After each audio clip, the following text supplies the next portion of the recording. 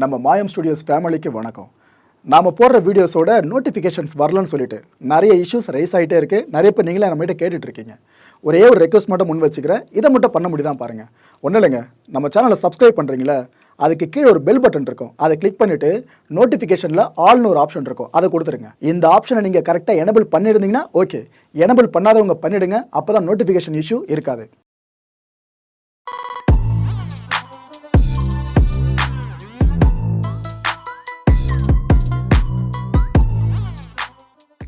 வணக்கம். Big topic with Karthik Mayakumar. Kaveri நதிநீர் பங்கீட்டு பிரச்சனை, இந்த முக்கியமான விஷயத்தை பற்றி தான் முழுக்க பேச போகிற நிகழ்ச்சியில் போகலாம்.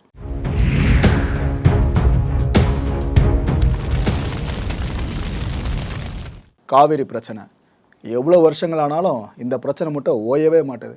சில பேர் நினைப்பீங்க இது ஏதோ 10 வருஷம் 15 வருஷம் பிரச்சனைன்னு சொல்லிட்டு. ஒரு உண்மை என்னென்னா, நூற்றாண்டை கடந்து இப்போ வரைக்கும் அந்த பிரச்சனை விஸ்வரூபம் எடுத்துக்கிட்டு இருக்கு. நம்ம இந்தியன் டீமில் விளையாடிக்கிட்டு இருக்க மிக முக்கியமான பிளேயர் யாரை சொல்கிற தெரிஞ்சிருக்கோம். அவர் முதற்கொண்டு கன்னட சினிமா இண்டஸ்ட்ரியில் இருக்க பெரிய பெரிய நடிகர்கள் இருக்காங்க பாருங்கள், அவங்க வரைக்கும் கர்நாடகாவுக்கு தான் காவிரி நீர் சொந்தம். எங்கள் நீர் எங்களுக்கு தான், அதாவது தமிழகத்துக்கு நாங்கள் கொடுக்க மாட்டோம் அப்படின்றது தான் அவங்க ஆணித்தனமாக சொல்கிறாங்க. இங்கே நம்ம அவங்களோட திறமையை பார்த்து வியக்கிறோம். சினிமா நட்சத்திரங்கள் சார்ந்தும் சரி, விளையாட்டு வீரர்கள் சார்ந்தும் சரி, அவங்க ஸ்டேட் வைஸ் இஷ்யூன்னு வரப்போ அந்த பக்கம் தான் நிற்கிறாங்க. ஆப்வியஸ்லி எல்லாருக்கும் புரிஞ்சது தான். நாம் எப்படி இந்த பக்கம் ஒரு ஸ்டாண்டை தெளிவாக எடுத்திருக்கோமோ, அதே போல் அவங்க அந்த பக்கம் ஒரு ஸ்டாண்டை தெளிவு இல்லாமல் எடுத்திருக்காங்க. என்ன இந்த அளவுக்கு அபாண்டமாக குற்றம் சாட்ட நினைக்காதீங்க. இந்த கான்டென்ட் முழுக்க எங்கே இந்த பிரச்சனை ஆரம்பிச்சது, இப்போ எங்கே வந்து நின்றுருக்கு, அது வரைக்கும் ஃபுல்லாக ரிசர்ச் பண்ணியிருக்கோம். ஸோ இதை ஃபுல்லாக நீங்கள் பார்த்து முடிச்சதுக்கப்புறம் நான் சொன்ன கூட்டோடு நீங்களே உடன்படுவீங்க. இந்த காவிரி அப்படின்றது நம்ம தமிழ்நாடு, புதுச்சேரி, கேரளா, கர்நாடகம் இத்தனை மாநிலங்களுக்கு பிரதானமான உயிர் ஆதாரங்க. விவசாயம் இல்லைன்னா எதுவுமே இல்லைல்ல. அப்பேற்பட்ட விவசாயம் செழித்தவங்க காவேரி ஓட்டம் கரெக்டாக இருக்கணும். அப்பேற்பட்ட இந்த காவேரி உற்பத்தி ஆகிறது கர்நாடகாவில் தான். ஆப்வியஸ்லி அதில் எந்த மாற்று கருத்தும் இல்லை. குடகு மலை இருக்குல்ல, அங்கே தான் காவேரி உற்பத்தி ஆகுது. இந்த கர்நாடக அரசு அங்கே அணை கட்டி வச்சுருக்காங்களே, அந்த அணை திறந்ததுமே ஒகேனக்கல் வழியாக மேட்டூர் அணைக்கு காவேரி நீர் வந்து சேருங்க. டெல்டா மாவட்டங்கள் இருக்குல்ல நம்ம மாநிலத்தில், அந்த டெல்டா மாநிலங்களுக்கான முக்கிய அணையே இந்த மேட்டூர் அணை தான். அதனால தான் மேட்டூரில் மட்டும் நீர் இருப்பு அதிகமாக வந்துருச்சுன்னா தமிழ்நாட்டில் வெடி வச்சு கொண்டாடுவோம். இந்த அளவுக்கு நம்ம இம்பார்ட்டன்ஸ் கொடுக்க காரணம், தமிழ்நாட்டில் விவசாயம் செழிக்கணும்னா மேட்டூர் அணை நிரம்பணும், அந்த அளவுக்கு காவிரி நீர் உள்ள ஃப்ளோ வரணும். இது நடக்க மாட்டுதுன்றது தான் நம்ம தமிழர்களுக்கு இருக்க மிகப்பெரிய மனக்குறையே. தமிழகத்தில் மட்டுமே எடுத்துக்கிட்டிங்கன்னா 15,86,500 ஏக்கர் விளைநிலங்கள் பாசன வசதி பெறுதுங்க இந்த காவிரின்ற நதி மூலமாக மட்டுமே சொல்கிறேன். இப்போ நீங்கள் ஸ்க்ரீனில் பார்த்துட்டு இருக்கீங்களே, இந்த எல்லா மாவட்டங்களுக்கும் காவிரி நீர் அப்படின்றது இன்றியமையாத ஒன்று. காவிரி பாயிர தமிழக மாவட்டங்கள் இது எல்லாமே, இதில் எத்தனை ஏக்கர் வரைக்கும் காவிரி நீர் பாசனத்தினால இங்கே விவசாயம் நடக்குதுன்ற தெளிவான புரிதலை இப்போ பார்த்துட்டு வாங்க. நம்ம தமிழ்நாட்டுக்குள்ளே காவேரி பாய ஆரம்பிக்கிறது பார்த்தீங்கன்னா சேலத்தில் தாங்க. அங்கே ஆரம்பித்து கடைமடையான நாகை வரைக்கும் போகும். சேலத்தில் மட்டுமே எடுத்துக்கிட்டிங்கன்னா 16,443 ஏக்கர் விவசாய நிலம் இந்த காவிரி நதியை தான் நம்பியிருக்கு. ஈரோட்டில் 17,230 ஏக்கர், நாமக்கல்லில் 11,327 ஏக்கர், கரூரில் 22,500 ஏக்கர், திருச்சியில் 2,40,000 ஏக்கர், புதுக்கோட்டையில் 28,000 ஏக்கர், கடலூரில் 1,10,000 ஏக்கர், அரியலூரில் 24,000 ஏக்கர், தஞ்சையில் பார்த்தீங்களா 4 லட்சம் ஏக்கருங்க, திருவாரூரில் 3,90,800 ஏக்கர். அண்ட் கடைமடை, ஆக்சுவலாக கடைமடைன்னு யார் சொல்கிறோன்னா, இந்த காவிரி நதிநீர் பாய்ந்து முடிகிற இடம் இருக்குல்ல, இது நாகையில் தான். இதுக்கப்புறம் அப்படியே அந்த நதிநீர் கடலில் கலந்துரும். கடலில் கலக்கிறதுக்குள்ளே நடக்கிற விஷயங்கள் தான் இதெல்லாம். ஆனால் இதுக்கு 1008 பஞ்சாயத்துகள். நாகையில் மட்டுமே 3,27,000 ஏக்கருங்க. நான் ஒரு விஷயம் சொல்கிறேன், அதை நல்லா மைண்டில் ஏற்றிக்கங்க, கொஞ்சம் கற்பனை பண்ணி பாருங்கள். இப்போது ஒரு நீரோட்டம் பயங்கரமாக வந்துக்கிட்டு இருக்கு, அதுக்கு நடுவில் திடீர்னு அணையை கட்டுறாங்கன்னு வச்சுக்கோங்க, என்னாகும்? இந்த நீர் அப்படின்றது கூடுதலாக அடுத்த பகுதிக்கு போகாது. இந்த வேலை தான் கர்நாடகா பண்ணுறாங்க. கொடகு மலையில் இந்த காவிரி ஆரம்பிக்குதுப்பா, இங்கே தான்ப்பா அதோட ஜனனம், நாங்கள் முடிஞ்ச அளவுக்கு தண்ணியை ஃபுல்லாக சேமித்து வச்சுருவோம். இதெல்லாம் போக கூட குறைய இருந்தால் மட்டும் நாங்கள் நினச்சா தமிழ்நாட்டுக்கு கொடுப்போம், மற்ற மாநிலங்களுக்கு கொடுப்போம், அதை தாண்டி கொடுக்க மாட்டோம் அப்படின்றாங்க. ஆக்சுவலாக அது ஒரு இயற்கை வளம் நதிநீர் அப்படின்றது. ஆனால் இதில் இவ்வளோ பெரிய பிரச்சனைகள் அணை கட்டுறது மூலமாகவே பிறந்துக்கிட்டு இருக்கு. இப்படி இந்த அணைகளை போட்டு ஸ்டாப் பண்ணிகிட்டே இருந்துகிட்டு இருந்தா நதி எப்படி நம்ம மாநிலத்துக்குள்ளே வரும், விவசாயம் எப்படி செழிக்கும்? இந்த கிளாரிட்டி புரியுதா உங்களுக்கு? இதுதான் இப்போதைக்கு நடந்துகிட்டு இருக்கு. இந்த காவிரிக்கு நடுவே ஏற்கனவே சில அணைகள் கட்டப்பட்டாச்சு. கர்நாடக அரசு இதுக்கு முன்னாடி பல விஷயங்கள் பண்ணிட்டாங்க. புதிய அணையை கட்டுற முயற்சியில் வர அவங்க ஈடுபட்டிருக்காங்க. ஏற்கனவே இருக்கிறதே நம்மளுக்கு தலைவலின்றோம், இதில் புதுசாக அணையை கட்டி எல்லா தண்ணியும் அவங்க அப்படியே அவங்களுக்கு ஏற்ற மாதிரி ஃபுல்லாக ரிசர்வராக யூஸ் பண்ண ஆரம்பிச்சிட்டாங்கன்னா நம்ம நிலைமை என்ன ஆகுறது? எங்களுக்கும் காவிரி தண்ணி கொடுங்க அப்படின்னு கேட்குறது நம்ம தமிழ்நாடு.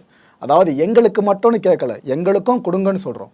ஆனால் கர்நாடக அரசு சொல்கிறது காவிரி எங்களுக்கு மட்டும்தாங்க சொந்தம், நாங்கள் பார்த்து ஏதாவது ஃப்யூச்சரில் நினச்சா இந்த டிஎம்சி தண்ணி அந்த டிஎம்சி தண்ணி திறந்து விடுவோம், ஆனால் இவ்வளோதான் சொல்லிட்டு நீங்கள் கேட்குற மாதிரிலாம் மொத்தமாக திறந்து விட முடியாதுன்னு அவங்க நிலைப்பாடில் ரொம்ப ஆழமாக இருக்காங்க. நூற்றாண்டு கடந்தும் இந்த பஞ்சாயத்து நீண்டுக்கிட்டு இருக்கு பார்த்தீங்களா, அதோட ஆணி வேற இப்போ ஒன்று ஒன்றா அக்கா பார்க்கலாம். 1870s அந்த காலகட்டத்தில் எடுத்துக்கிட்டிங்கன்னா காவிரியில் மைசூர் சமஸ்தானம் நீர் மேலாண்மை திட்டங்களை முன்னெடுத்தாங்க. அதாவது வாட்டர் மேனேஜ்மெண்ட்டுன்னு சொல்லுவோம். இந்த விஷயங்களை இயற்கையாக இருக்க அந்த நதி நீரை எப்படி நம்ம மாநிலம் சார்ந்த நம்ம பயன்படுத்துறது, இது சார்ந்த விஷயம்தான் 1870s ஆரம்பிச்சிருக்காங்க மைசூர் சமஸ்தானம். மெட்ராஸ் மாகாண அரசு இருக்குல்ல, நாம தான் பாவப்பட்ட ஜென்மங்கள். அப்புறம் தான் நம்ம கவர்மெண்ட்டுக்கு பெரிய அச்சம் ஏற்பட்டுச்சு. நான் இவங்க வேற நீர் மேலாண்மை திட்டம்னு பல விஷயங்கள்லாம் பேசுகிறாங்க, அப்போ நமக்கு தண்ணியே கிடைக்காது போல இருக்குன்னு சொல்லிட்டு நாம் கொஞ்சம் அச்சப்பட ஆரம்பித்தோம். பேச்சுவார்த்தை வரைக்கும் போனோம். பிப்ரவரி 18 1892 வருஷம் ஒரு ஒப்பந்தம் கையெழுத்திடப்படுதுங்க. காவிரி விவகாரத்தில் போட்ட ஒப்பந்தமே இதுதான். நாம் இப்போ வரைக்கும் காவிரி இஷ்யூ பற்றி பேசிகிட்டு இருக்கோம். இதில் எவ்வளவோ ஒப்பந்தங்கள் போடப்பட்டிருக்கு, ஆனால் இதுக்கு எல்லாம் முன்னோடி இந்த ஒப்பந்தம் தான். எப்போ 1892 போடப்பட்டது. அந்த ஒப்பந்தத்தில் என்னென்னலாம் குறிப்பிடப்பட்டிருக்கோன்னா, மைசூர் அரசு காவிரி குறுக்கே அணை கட்டலாம், ஆனால் அந்த அணை கட்டுற திட்டத்தை பற்றி ஃபுல்லாக மெட்ராஸ் மாகாண அரசுக்கிட்ட அவங்க சொல்லணும், அனுமதி வாங்கணுன்றது தான் அதில் முக்கியமான விதியே. பாசன பரப்பு இருக்குல்ல, இதை பெருக்கிறதுக்கும் மெட்ராஸ் கவர்மெண்ட் கிட்ட இந்த மைசூர் சமஸ்தானம் அனுமதி வாங்கியே ஆகணும். இந்த 2 அனுமதி விதிகள் இருக்குல்ல, இதுதான் நமக்கு சாதகமான விஷயங்கள். ஆக்சுவலாக மெஜாரிட்டி அவங்களுக்கு சாதகமாக தான் இருக்குது, நான் இல்லைன்னு சொல்லலை. ஆனால் நமக்கு சாதகமானது இந்த 2 விஷயங்கள். ஆனால் இதெல்லாம் மதிச்சாங்களான்னு கேட்டிங்கன்னா அங்கே தான் பிரச்சனையே. 1910 வருஷம் என்ன ஆகுது, காவிரி குறுக்கில் கண்ணாம்பாடின்ற பகுதியில் ஒரு அணையை கட்ட திட்டம் போடுறாங்க அங்கே இருக்க அரசு. அந்த அணை வேறு எதுவும் இல்லைங்க, எல்லாருக்கும் பரிட்சயமான அணை தான். கிருஷ்ணராஜ சாகர் அணை கேள்விப்பட்டிருக்கீங்களா, அதுதான். அப்போ அவங்க பிளான் பண்ணது 41.5 டிஎம்சி கொள்ளளவுக்கு நாம் இந்த அணையை எழுப்பலான்னு சொல்லிட்டு. இதே டைமில் என்ன ஆகுதுன்னா, நம்ம சேலம் மேட்டூர் இருக்குல்ல, அங்கே அணை கட்டுறதுக்கு மெட்ராஸ் கவர்மெண்ட் திட்டம் போட்டிருக்காங்க. ஒரே நேரத்தில் அந்த பக்கமும் அணை கட்ட திட்டம், இந்த பக்கமும் அணை கட்ட திட்டம். பஞ்சாயத்து பெருசாக மாறுதுங்க. ஏன்னா ஒப்பந்தம்னு ஒன்று போட்டாச்சு, அதை சார்ந்து எல்லாமே நடக்கணும். ஆனால் அதை சார்ந்து நடக்கிற மாதிரி தெரியலையான்னு பஞ்சாயத்து பெருசாகுது, பேச்சுவார்த்தை அதிகரிக்குது. பேச்சுவார்த்தை 1 சுற்று 2 சுற்று 3 சுற்றுன்னு போய்கிட்டே இருக்குது.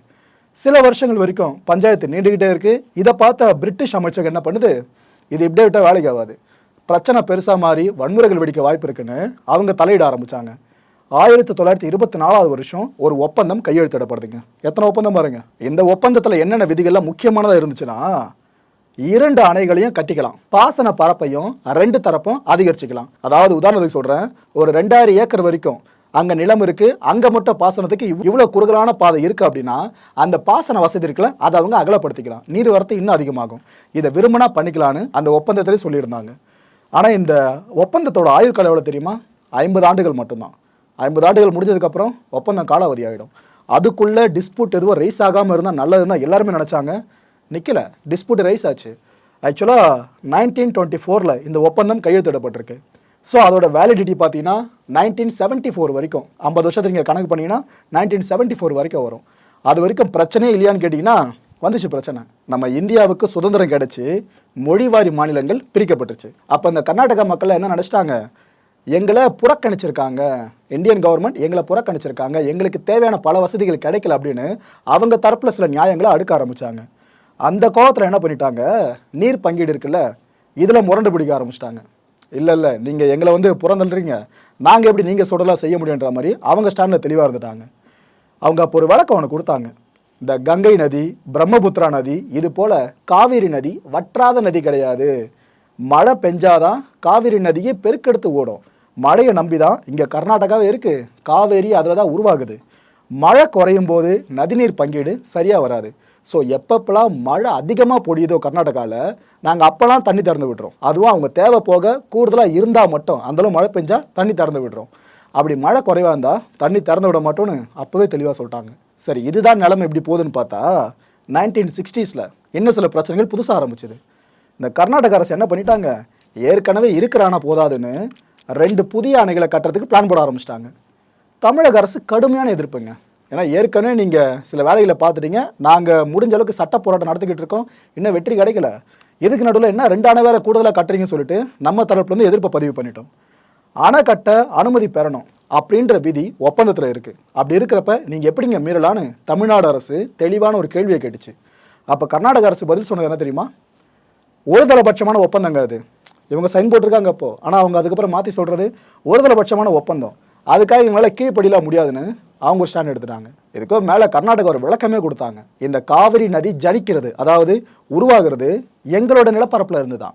அப்படி இருக்கிறப்ப அது எங்களோட உரிமை, காவேரி எங்களோட உரிமை, கர்நாடகா உரிமை, அதை தமிழ்நாடுக்கு தாரை வார்க்க மாட்டோன்னு இவங்க சொல்லிட்டாங்க. தமிழ்நாடு கவர்மெண்ட் என்ன சொன்னாங்க, எங்க நதி உங்கள் ஊரில் ஜனிக்குது, நான் இல்லைன்னு சொல்லலை, ஆனால் ஜனிக்கிற இடத்த விட அது எங்கே பயணப்படுதோ அதுக்கு தாங்க பெரிய முக்கியத்துவம் கொடுக்கணும்.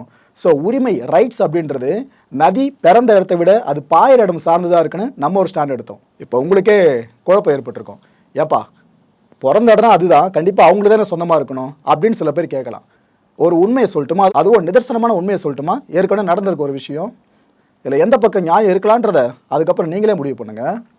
உலக நதிநீர் பங்கீட்டோட வழிகாட்டின்னு பார்த்தீங்கன்னா ஒரு பிரதான விஷயம் நடந்தது. இந்த நைல் நதி இருக்குல்ல, உலக புகழ்பெற்ற நதி, அந்த நதியை பங்கிட்டுக்கிறதுல 3 நாடுகளுக்கு பிரச்சனை ஏற்பட்டுச்சு. Egypt, Ethiopia, Sudan. இந்த 3 நாடுகளோட தலைவர்களும் அமர்ந்து பேச ஆரம்பித்தாங்க. சரி, சண்டை வேணாம் நம்மளுக்குள்ள, நதி எப்படி நம்ம பகிர்ந்துக்கிறது? இங்கே அதே பிரச்சனை வந்துச்சு. இந்த நதி உருவாகிற இடம்னு ஒன்று, இது பாயிற இடம்னு ஒன்று, யாருக்கு எங்கே உரிமை அதிகம்னு சொல்லிட்டு தான் பிரச்சனை ரைஸ் ஆச்சு.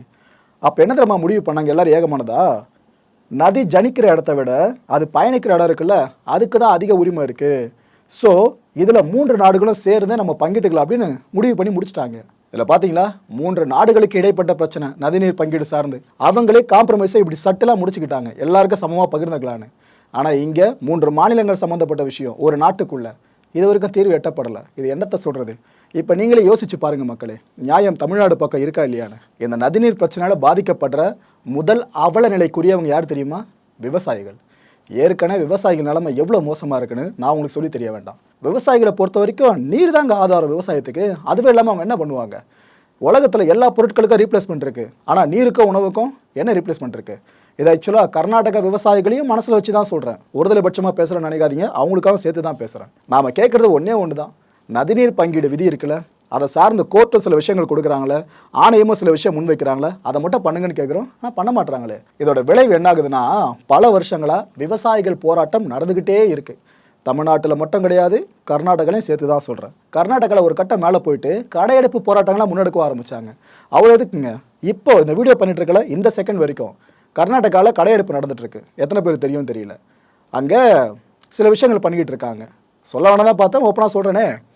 நம்ம தமிழ்நாட்டோட முதலமைச்சர் இருக்கார்ல, அவரோட உருவப்படத்துக்கு மாலை போட்டு தவசம் பண்ணுறது, இது போல் விஷயங்கள் நடந்துக்கிட்டு இருக்கு. கேட்டால் எதிர்ப்பை பதிவு பண்ணுறேன்னு சொல்கிறாங்க. சரி, இங்கே தமிழ்நாட்டில் இது போல் பதிலடி எதனா நடக்குதான்னு பார்த்தா எஸ், இங்கேயும் கர்நாடகா முதலமைச்சரோட உருவப்படத்துக்கு மாலைலாம் போட்டு தவசம் பண்ணிக்கிட்டு இருக்காங்க. விவசாயிகள் தங்களோட கொந்தளிப்பை எந்த அளவுக்கு வெளிப்படுத்த முடியுமோ இப்படி வெளிப்படுத்திக்கிட்டு இருக்காங்க. நான் சொன்னது ஒரே ஒரு சின்ன உதாரணம் மட்டும்தான். இது மாதிரி நிறைய விஷயங்கள் நடந்துக்கிட்டு இருக்கு. அதுவும் கர்நாடகாவில் இருக்க பிரபலங்கள்லாம் எங்கள் காவேரி எங்கள் உரிமைன்னு ஹேஷ்டேக்லாம் கிரியேட் பண்ணி அவங்க சப்போர்ட்டை பதிவு பண்ண ஆரம்பிச்சிட்டாங்க. இன்னொரு பக்கம் தமிழ்நாட்டிலையும் நாம் கேட்குறது காவேரியில் எங்களுக்கு உரிமை இருக்குங்க, அந்த உரிமையை நாங்களே விட்டு தர மாட்டோம்னு சொல்லிட்டு எவ்வளோ ஹைப்போதெட்டிக்கலாக போயிட்டுருக்குல்ல. ஆனால் எண்ட் ஆஃப் த டே மக்களே, அரசியலுக்காகவே இந்த விஷயம் இன்னும் தொடர்கதையாக இருக்கிறது மட்டும் அப்பட்டமாக தெரியுது. போதிய மழை பெய்யாத போதெல்லாம் காவேரி பிரச்சனை அப்படின்றது விஸ்வரூபம் எடுத்துக்கிட்டே இருக்குங்க. இப்போ கூட அந்த பந்தெல்லாம் சொன்ன பாருங்க, எல்லாம் இதோட நீட்சி தான். தமிழர்களை அடித்தாங்கன்னு சில செய்திகள்லாம் நீங்கள் கடந்த காலங்களில் பார்த்துருப்பீங்க. இந்த கர்நாடக தமிழ்நாடு பார்டரில் இந்த வண்டியில் சிவனேன்னு போயிட்டு இருந்தவனை கூப்பிட்டு உனக்கு தண்ணி கொடுக்கணுமா, இல்லை உனக்கு இதுதான் சொல்லிட்டு சில விஷயங்கள்லாம் பண்ணாங்க. நான் அதை ஓப்பனாக பொது வழியில் சொல்ல விரும்பல. இது போல் நிறைய விஷயங்கள் நடந்துச்சு. தமிழர்கள் அடிக்கிறவருக்கெல்லாம் போயிருந்தாங்க. இந்த விவகாரத்தில் இனவாதத்துக்கு வேலையே இல்லைன்னு தான் ஒரு மனுஷனாக நான் நினைக்கிறேன். ஆனால் சில பேர் போராட்டம் எங்களோட உரிமை அப்படின்ற பேரில் மற்றவங்களை அடிக்கிறது, அவங்க சார்ந்த வன்முறையை கட்டவிழ்த்து விடுறது, நீ தமிழனா அப்போ உனக்கு இடம் இல்லை அப்படின்றது. அதுவும் இப்போ இந்த பந்து நடந்துட்டு இருக்குல்ல, இதில் சில பேர் அங்கே போராட்டம் என்ன நம்ம சொல்லிட்டு இருக்காங்க, தமிழர்கள்லாம் கர்நாடகாவில் இருக்கக்கூடாது, கிளம்பி போக அப்படின்றாங்க. இதே ஸ்டாண்டை எல்லாருமே எடுத்தால் என்ன ஆகும்? 2 மாநில பிரச்சனை அவ்வளோதான், அது நாடுகளுக்கு இடையில பிரச்சனை இல்லை. ஆனால் அதுவே இங்கே இந்தளவுக்கு கொந்தளிப்பு ஏற்படுத்திக்கிட்டு இருக்கு. ஒற்றுமையாக இருக்கும் எல்லா மாநிலங்களையும் இந்தியாவில் அப்படின்னு நம்ம சொல்கிறோம், நடக்குதா இல்லையா? அதுங்க இதுதான் பெரிய கேள்வியாக எழுது. சரி விடுங்க, இந்த ஆதங்கத்தை கொட்டினா கொட்டிகிட்டே இருக்க வேண்டியது தான். திரும்ப கண்டடுங்களை ட்ராவல் பண்ணலாம். உச்சநீதிமன்றம் என்ன பண்ணுறாங்க, இந்த தமிழ்நாடுக்கும் கர்நாடகா இடையில அடிக்கடி இந்த தகராறு பெருசாகிட்டு இருக்கு. ஸோ இதில் பிரதமர் தலையிடணும், அவர் தலையிட்டு பிரச்சனையை முடிச்சு வைக்கணும்னு சுப்ரீம் கோர்ட்டே சொல்லிட்டுது. அப்போதைய பிஎம்ஆ இருந்த நரசிம்ம ராவ் அவர்கள் ஒரு கூட்டத்தை கூட்டுறாருங்க. அந்த கூட்டத்தில் 2 மாநில முதலமைச்சர்களும் பங்கேற்கிறாங்க. நம்ம தமிழ்நாட்டோட முதலமைச்சர், கர்நாடகாவோட முதலமைச்சர். 6 டிஎம்சி நீரை மட்டும் நாங்கள் தருவோம் தமிழ்நாடுக்கு, அதுக்கு மேலே 1 டிஎம்சி தண்ணீரை கூட நாங்கள் தரவே மாட்டோம்னு கர்நாடகா தெளிவாக நிலைப்பாடு அறிவிச்சிட்டாங்க. 6 டிஎம்சி தண்ணியை வச்சு என்ன பண்ண முடியும்? இதுக்கப்புறமா பிரச்சனை ஓயாமல் போயிட்டுருக்கா. 1998 வருஷம் என்ன ஆகுது, பிரதமர் தலைமையில் காவிரி ஆணையம் ஒன்று அமைக்கப்படுதுங்க. இதில் உறுப்பினர்கள் யார் யார் தெரியுமா? தமிழகம், புதுச்சேரி, கேரளா, கர்நாடகா 3 மாநிலங்கள், ஒரு யூனியன் பிரதேசம். இதோட முதலமைச்சர்கள் இருக்காங்களே, இவங்க தான் உறுப்பினர்களே. முதலமைச்சர்களை உறுப்பினராக கொண்ட மிக முக்கியமான அமைப்பு தான் இது காவிரி ஆணைய அமைப்பு அப்படின்றது. இந்த முதலமைச்சர்களுக்கு ஆலோசனை தர்றதுக்காக, இட் மீன்ஸ் இந்த காவிரி ஆணையத்துக்கு ஆலோசனை தர்றதுக்காக காவிரி கண்காணிப்பு குழு ஒன்று அமைச்சாங்க. இவ்வளோ ஸ்டெப் எடுத்தோம். இந்த பிரச்சனை ஓஞ்சுதா? இல்லை, இப்போ வரைக்கும் ப்ராப்ளம் பெருசாக தான் போயிட்டுருக்கு. இதில் கொடுமை என்ன தெரியுமாங்க, விவசாயிகள் இந்த காவிரி தண்ணி கிடைக்காம விவசாயம் பண்ண முடியாமல் தன்னோட உயிரை தானே மாய்த்துக்கிட்ட கொடுமைகள் நடந்துக்கிட்டே இருக்கு. நூற்றுக்கணக்கான விவசாயிகள் உயிர்கள் பழி போச்சுல. எதுக்கு நினைக்கிறீங்க? அதெல்லாம் விவசாயம் பண்ணணும்னு சொல்லிட்டு லோன் எதனா வாங்கியிருப்பாங்க, டிராக்டரை வாங்குறதுக்கோ இல்லைனா மற்றபடி இந்த சாகுபடி சார்ந்த எதுக்குன்னா லோன் வாங்கியிருப்பாங்க. அதை திருப்பி அவங்க அடைக்கணும்னா விவசாயம் கரெக்டாக பண்ணோல, அதுக்கு தண்ணி வேணும்ல. அப்போ தானே விவசாயம் பண்ணி அதுக்கப்புறம் அறுவடை முடித்து எல்லா விஷயத்தையும் பணமாக பார்த்து பேங்க்குக்கு ரீபே பண்ண முடியும். ஆனால் தண்ணி அங்கே இல்லை அப்படின்னா வாங்கின கடன் விவசாயி எப்படி கட்டுவான்? ஒரே ஒரு தண்ணீர் மட்டும் சாதாரணமாக பார்க்காதீங்க. விவசாயிகள் கொத்து கொத்தா தங்களோட உயிரை இழந்தாங்க பார்த்தீங்களா, தன்னோட உயிரை தானே மாய்த்துக்கிட்டு. அதுக்கு பின்னாடி இப்பேற்பட்ட கதை இருக்குது. ஒரு பக்கம் காவிரி இஷ்யூ பெருசாக போயிட்டே இருக்குது, இன்னொரு பக்கம் விவசாயிகள் உயிரும் கூடிய சேர்ந்து போயிட்டுருக்கு. இதெல்லாம் தாண்டி வந்தோம்னாக்கா கிட்டத்தட்ட 16 ஆண்டுகள் சட்ட போராட்டத்துக்கு பிறகு நம்ம தமிழ்நாடுக்கு ஆதரவாக தீர்ப்பு வருதுங்க கோர்ட்டில் இருந்து. தமிழகத்துக்கும் புதுச்சேரிக்கும் சேர்த்து 192 டிஎம்சி தண்ணியை திறந்து விடணும் அப்படின்ட்டு உத்தரவு பிறப்பிக்கப்பட்டுருச்சு. ஆனால் கர்நாடக அரசு இதை விட்டுற மாதிரி தெரியல, அப்பீல் பண்ணாங்க. இந்த விஷயத்தில் கடை அடைப்புகளாக நடத்தினாங்க. பந்த் நீங்கள் இப்போ பார்க்குறீங்களே, இதை விட அப்போ நடந்த பந்தெல்லாம் ரொம்ப ரொம்ப மோசமாக இருந்துச்சு. பழைய ஃபுட்டேஜஸ்லாம் இருக்கும், தேடி பாருங்கள். எந்த அளவுக்கு கலைபுர காலமாக அந்த மண்ணே மாறுச்சுன்னு சொல்லிட்டு உங்களுக்கு தெரியும். 6 வருஷங்களுக்கு பிற்பாடு தான் இந்த தீர்ப்பு இருக்குல்ல, இது அரசு இதழிலே வெளியாச்சு.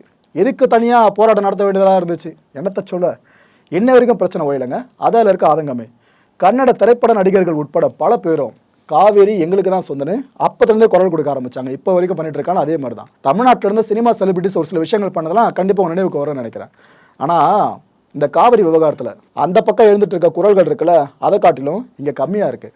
இதுதான் என்னால் புரிஞ்சிக்க முடியல. இவ்வளோ ஆண்டுகள் முன்னாடி போய் நம்ம பார்த்துட்டு வந்த விஷயத்தை இப்போ சமீபத்தில் என்ன ஆச்சுன்னு பார்த்தீங்கன்னா, ஜூன்லேருந்து செப்டம்பர் வரைக்கும் 123.14 டிஎம்சி தண்ணியை நம்ம தமிழ்நாட்டுக்கு கர்நாடகா வழங்கி இருக்கணும். ஆனால் என்ன நடந்துச்சு தெரியுமா?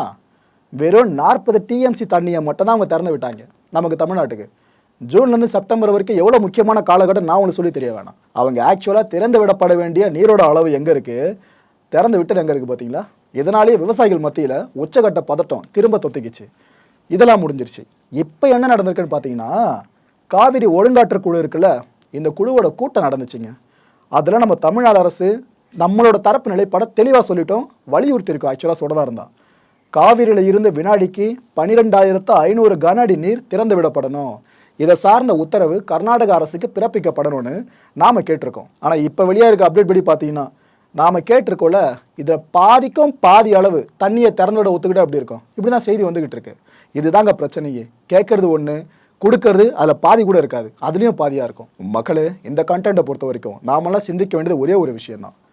அரசியல் கருவியாக காவிரி பிரச்சனை இருக்கிற வரைக்கும் இதில் தீர்வு கிடைக்கவே கிடைக்காதுங்க. அடித்து சொல்லலாம். நாம் பேச்சு வாக்கில் மட்டும் சொல்லக்கூடாது. எல்லாருமே சமாதானமாக போயிட்டுருக்கோம், எல்லாரும் ஒற்றுமையாக இருக்கும்னு சொல்லிட்டு. ஸோ இந்த நிலம் மாறுச்சுனாலே தீர்வு கிடச்சிரும். நூற்றாண்டாக தொடர்ந்துக்கிட்டு இருக்க இந்த பிரச்சனைக்கு தீர்வு கிடச்சிரும். பார்க்கலாம் என்ன நடக்குதுன்னு சொல்லிட்டு. அடுத்த நிகழ்ச்சியை சந்திக்கலாம். நன்றி, வணக்கம்.